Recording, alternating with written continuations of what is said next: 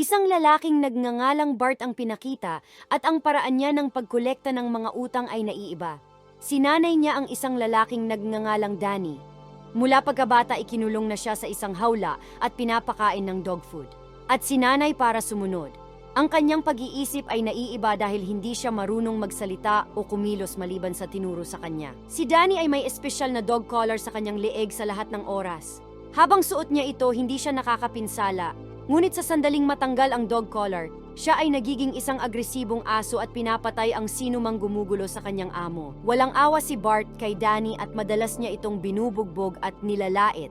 Ngunit dahil wala pang alam si Danny, sa palagay niya ay isa itong uri ng pagmamahal ng kanyang amo. Isang araw, pagkatapos ng mahabang araw ng pambubugbog sa mga tao para sa pera, iniuwi ni Bart si Danny. Napansin ng isang tao na dumudugo ang kanyang noo at binigyan siya ng benda. Ngunit napakawalang muwang ni Danny at hindi niya alam kung paano gamitin ito. Bumalik lang siya sa kanyang hawla at nagsimulang suntukin ang bag. Mayroon din siyang aklat na pang grade 1 na ginagamit niya upang malibang ng kanyang sarili. Natututo siya ng ilang bagong salita at nagpapakita ng malaking interes sa pag-aaral. Kinabukasan, ipinagpatuloy nila ang kanilang gawaing pagbabanta sa mga may utang. Isa sa kanilang target ay isang mayamang negosyante na may utang na malaking pera kay Bart. Hindi siya tulad ng mga karaniwang tao na kinakaharap nila. Dahil alam niya ang tungkol sa dog collar ni Danny, hinila nila si Bart palayo bago niya matanggal ang dog collar. Binugbog nila si Bart habang nalilitong nakatingin si Danny. Hindi sigurado kung ano ang dapat niyang gawin. Nagpumiglas si Bart at nagawang tanggalin ang dog collar ni Danny sa huli. Ito ang nag-trigger kay Danny at agad niyang nilabanan at tinapos ang mga kalaban. Ang isang lalaki na nagngangalang Wyatt ay bumilib kay Danny. Siya ay isang organizer ng isang underground fight match at habang pinagmamasdan niya si Danny, nakakakita siya ng pagkakataong kumita ng maraming pera. Matapos bugbugin ang may utang, kinuha ni Bart ang pera at lumabas. Bagamat iniligtas ni Danny ang kanyang buhay, galit na galit ito dahil hindi niya ito nailigtas noong siya ay binubugbog at tinawag niya itong walang kwentang hayop. Pero ang katotohanan, siya ang dahilan kung bakit ganun si Danny. Para sa kanilang huling lakad, huminto sila sa isang antigong bodega. Para makasigurado na hindi na mauulit ang huling nangyari, inutusan niya si Danny na manatili sa bodega at mag-focus sa alarm. Kapag ito ay umilaw ng pula, kailangan niyang pumasok sa loob para tulungan sila. Habang naghihintay si Danny, may nakita siyang piano sa isang sulok ng kwarto. Naalala niyang nakita niya ito sa aklat at nabighani siya rito. Pinindot niya ang ilang key at may pumasok na isang bulag na matanda. At narito siya para i-tune ang piano. Nang makitang interesado si Danny, tinulungan siya nito. Si Danny ay confused sa kanyang karanasan dahil hindi pa niya nararanasan na may nagbigay ng kabaitan sa kanyang buhay.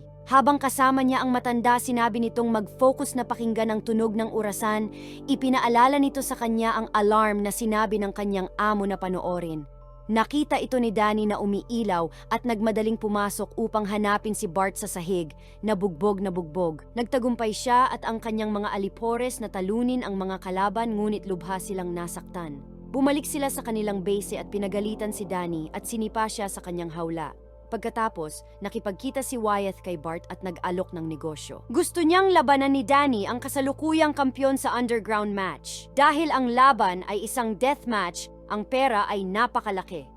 Kung matalo ni Danny ang kasalukuyang kampyon, kikita si Bart ng malaking halaga. Kaya, agad-agad siyang sumang-ayon. Ang sumunod na araw, dinala si Danny sa ring. Ang kalaban ay 3 taon ng kampyon at hindi pa ito natatalo kahit isang beses at ang lahat ng tao ay tumataya sa kanya. Ngunit nang magsimula ang laban, 3 malalakas na suntok ang ginawa ni Danny sa kanyang kalaban at napatay niya ito nang wala pang 1 minuto. Tuwang-tuwa si Wyatt at ibinigay kay Bart ang kanyang bahagi sa pera na nangakong magpapadala pa ng higit pa mamaya. Nang bumalik sila sa hideout, ang mga gangster ay masaya at tinatanong si Danny kung ano ang gusto nito at sinabi niyang piano. Ngunit tumawa lang si Bart. Di nagtagal, nabangga ng truck ang kanilang sasakyan. Ang mayamang negosyante na binugbog nila ay dinala ang mga tao niya para patayin si Bart. Pinagbabaril nila ang kanilang sasakyan, ngunit nakaligtas si Danny na 1 bala lang ang tumama sa kanya. Dahil wala na ang kanyang amo, pumunta siya sa antigong bodega. Nahanap niya si Sam sa loob na nakakakilala sa kanyang yapak. Nawala ng malay si Danny bago pa siya makahingi ng tulong. Paggising niya, nagulat siya dahil maganda ang kanyang higaan. Napagtanto niya na nasa bahay siya ni Sam at inaalagaan ito. Hindi pa rin sanay si Danny sa kabaitan na pinapakita ni Sam sa kanya at sa bagong kapaligiran. Di nagtagal, dumating sa bahay ang stepdaughter ni Sam na si Victoria. Si Danny ay mabilis na nagtago sa ilalim ng kama dahil sa takot. ngunit hiniling sa kanya na gamitin ang piano. Hinintay ng pamilya si Danny para makasama sa hapunan. Ngunit hawak niya pa rin ang piano at hindi pa siya nakakakain sa lamesa at nang may kasamang tao. Sinimulan niya itong kainin gaya ng karaniwan niyang ginagawa. Pinahinto siya ni Victoria at tinuruan kung paano kumain. Ang kakaibang pag-uugali ni Danny ay nagbibigay saya sa pamilya na nagparamdam sa kanya ng pagmamahal. Di nagtagal sinubukan ni Sam na tanggalin ang kanyang dog collar na ikinagulat ni Danny. Tumanggi siyang hawakan ito kaya hindi siya pinilit ni Sam. Kinaumagahan, ibinaba ni na Sam at Danny si Victoria sa kanyang paaralan. Hinalikan niya si Danny sa pisngi na ikinagulat niya.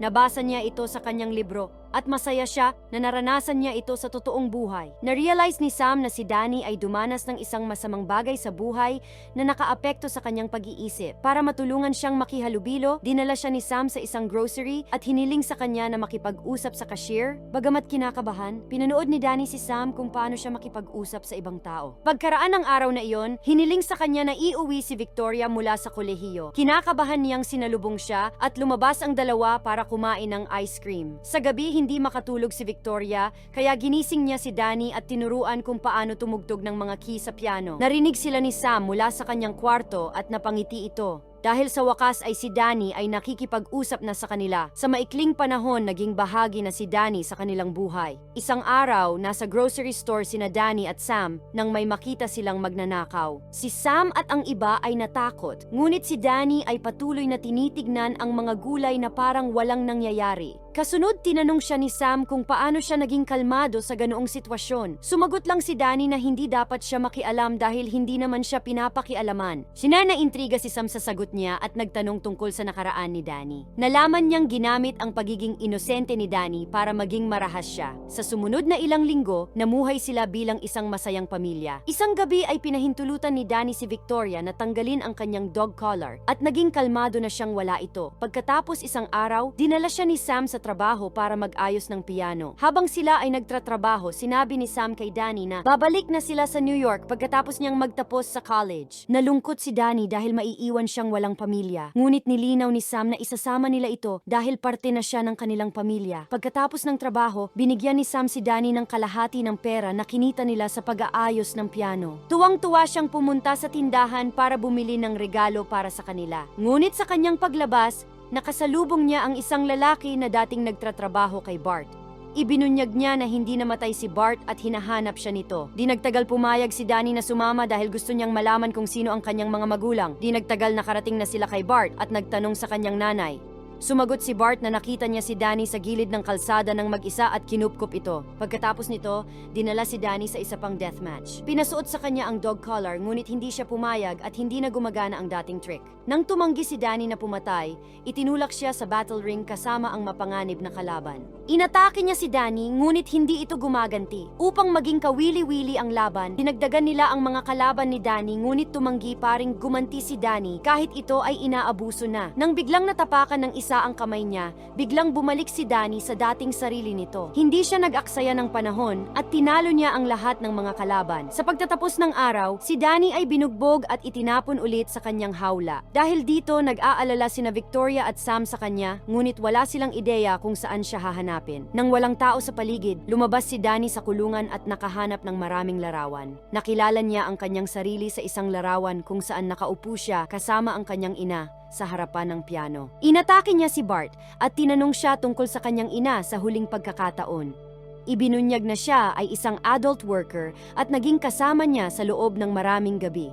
Na-in-love si Bart sa nanay niya, kaya noong namatay ang nanay niya dahil sa sakit, kinupkup niya ito. Kinabukasan habang papunta sila sa trabaho, narinig ni Danny ang salitang pamilya na nagpaalala sa kanya kina Sam at Victoria. Dahil dito inilihis niya ang kotse, dahilan para mabangga ito at sinamantala ang pagkakataong tumakas. Bumalik siya sa kanyang tunay na pamilya para makita siya sa wakas. Nang malaman ang kwento tungkol sa kanyang ina, nalungkot sila para sa kanya. Inilarawan ni Victoria ang background ng larawan at nakilala ito ni Sam bilang auditorium na puntahan na niya ito noon. Para malaman pa ang tungkol sa nanay ni Danny, pumunta sila sa auditorium. Sinabi ng staff na kilala niya ang nanay ni Danny, ngunit isang araw na wala siya kasama ang kanyang anak at hindi na bumalik pa. Nakahanap si Victoria ng music note sa larawan at ginamit niya ito para tumugtog ng piano. Ang tune ay ang tinutugtog ng nanay ni Danny noon siya ay maliit pa. Dahil dito bumalik ang kanyang alaala makalipas ang ilang mga taon. Isang flashback ang pinakita at sinasabing ang nanay niya ay isang musikero na walang pera. Kaya naman, nagsabi siya kay Bart ng pera kapalit ng kanyang katawan. Palagi din niyang inilalayo si Danny sa trabaho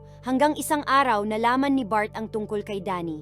Nang tumanggi siyang makita ang bata, siya ay pinatay at si Danny ay kinidnap. Matapos mabawi ang mga alaala, napagtanto ni Danny kung gaano kapanganib si Bart. Dahil dito agad-agad niyang sinabi kina Victoria at Sam na umalis kaagad sa lungsod. Ngunit bago sila makaalis, dumating si Bart at kanyang mga tauhan sa apartment building. Itinago ni Danny sina Sam at Victoria sa kanilang aparador para sa kanilang kaligtasan. Ginulo ni Danny ang mga kalaban at dito ay nakaharap niya ang isang nagngangalang The Stranger. Isa siyang attacker na inupahan ni Bart na may skill level ng katulad sa kanya. Nagkaroon sila ng matinding laban na nagtapos ng mahulog ang kalaban sa bintana habang ginagawa ni Danny ang lahat para iligtas siya. Sa huli, hinabol ni Bart si Danny at nalaman kung saang apartment nakatira si Danny. Nagbanta siyang papatayin sina Sam at Victoria kung hindi siya lalabas. Dahil dito sumuko si Danny para iligtas ang kanyang mga mahal sa buhay. Ngunit nang malapit na siya kay Bart, inatake niya ito at binugbog si Bart ng walang awa. Si Sam at Victoria ay lumabas sa closet para pigilan siya.